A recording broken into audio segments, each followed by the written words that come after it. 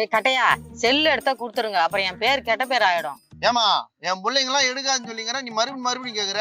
அதுங்களை பாருங்க எப்படி இருக்குதுன்னு, பால் வடிது பாரு.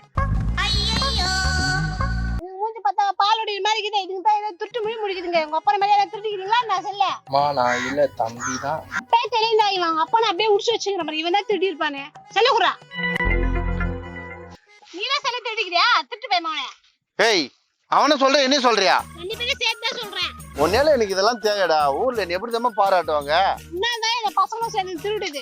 பெரிய பொருள் திருடினாதான் திருட்டு கிடையாது, சின்ன பொருள் திருடினாலும் திருட்டு தான். இனிமே என் பசங்க மேல திருட மாட்டாங்க, நான் பாத்துக்கிறேன். மன்னிச்சிருங்க. சரிம்மா, நல்ல புத்திய சொல்லு. டேய் தக்காளி, திருடின பொருள் என்னைக்குமே கையில நிலைக்காதே. உழைச்சாதான் உடம்புல ஒட்டும். இனிமே ஒழுங்கா இருக்கிற வழியை பாரு.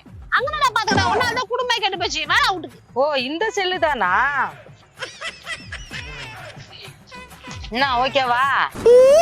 எங்கக்கா உங்களை காணா? செல்ல கொடுத்துட்டாங்களா? குடுத்துட்டாங்க. நல்ல வேலை, செல்ல கொடுத்துட்டாங்க. கொடுங்க. இந்தா உன் செல்லு. இதுக்கா இவ்வளவு போராட்டம்? ஏமா அது பேசுற செல்லுமா, நீ நம்ம கடிகார செல்ல கொடுத்துருக்க. ப்ரோ ஃபுல் வீடியோ பார்க்க நெட்ல இருக்க லிங்கை டச் பண்ணி பாருங்க.